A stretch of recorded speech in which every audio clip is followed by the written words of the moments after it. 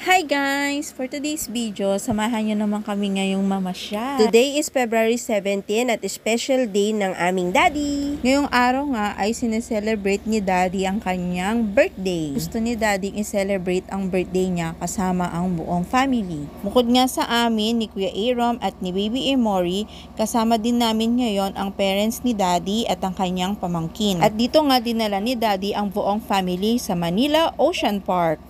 Actually, hindi talaga alam ng parents ni daddy na dito kami pupunta. Ang alam lang nila ay mamamasyal kami sa Luneta. Ang gusto kasi ni daddy ay ma-surprise niya ang parents niya. O diba, siya yung may birthday pero siya yung gustong mag-surprise. Tara, pasok na tayo. At ayan nga ang birthday boy. Siya nga yung nag-a-assist sa amin kasi siya yung bumili ng ticket through online. Ayan nga, kitang-kita si mama, nag-overtake pa at excited talagang pumasok sa loob. Ocean Park na kami! Nasa Ocean Park na sila!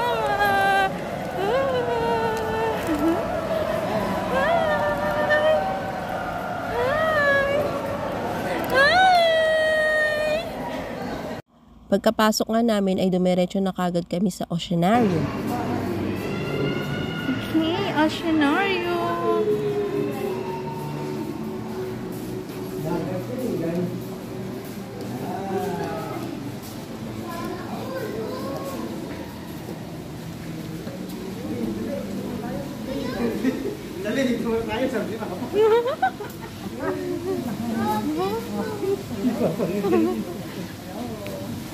Pagpasok nga namin ay bumungad sa amin itong napakalaking isda. Hindi nga ako sure kung arwana ang tawag dyan sa isdang yan. First time lang nga palang makapamasyal ng parents ni daddy dito sa Manila Ocean Park. Kasi kami ni daddy, ito na yung pang third time namin na namasyal dito. And si Kuya Aaron, second time na niyang makarating dito. And si Baby Emory, first time niya dito. Ay, abi. At ayan nga si Mama. Kilalang kilala niya yung mga isda dito. Kasi sila Mama at Papa ay laking probinsya. Ang pagkakaalam ko nga ay malapit ang mga bahay nila sa dagat. Si Papa nga daw noon ay nangingisda din sa dagat. At si Mama nga daw noon, kabataan niya, ay mahilig din sumisid sa dagat. Kaya marami silang kilalang mga isda.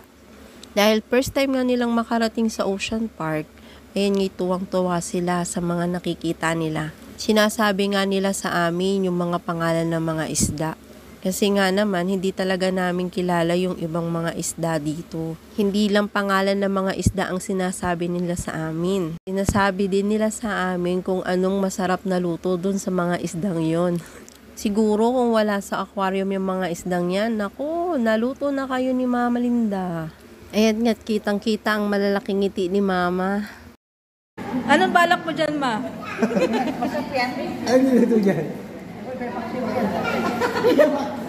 Napaksiw.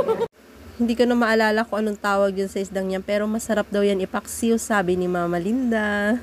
Nung una naming punta dito sa Manilang Ocean Park, mas marami ang mga isda noon. Tsaka lahat ng aquarium ng mga isda, meron silang mga name tag kung anong tawag dun sa isdang yon. Ngayon kasi halos lahat ng aquarium wala silang mga name tag. Kaya hindi namin alam kung ano talaga yung tawag dyan sa mga isdang yan. Pero kahit hindi namin kilala yung mga isdang yan, natutuwa at namamangha talaga kami sa mga itsura nila. Nakakatuwa nga silang pagmasdan.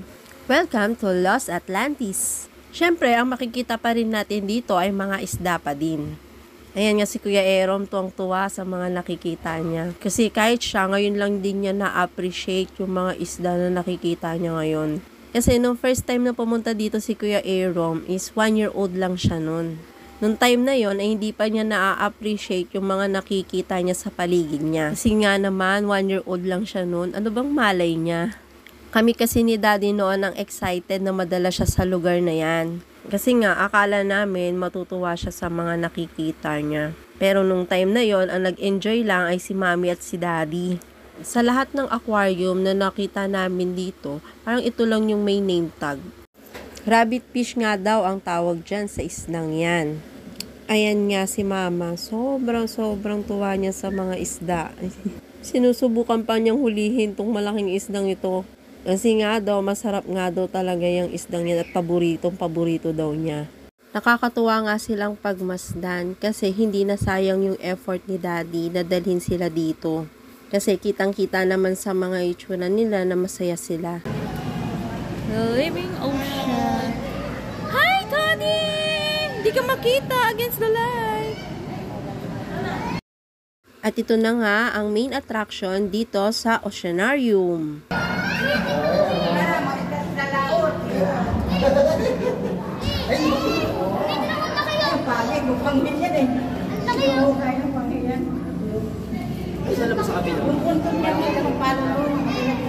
Ayan nga, tang saya-saya nila, diba? Picture-picture! Nakakatuwa naman talagang pagmasdan na nag-e-enjoy ang parents ni Daddy dito sa Manila Ocean Park. At syempre, dahil napakaganda ng place, ayan, mag-selfie-selfie muna tayo, walking-walking, i-enjoy ang magandang nakikita ng ating mga mata.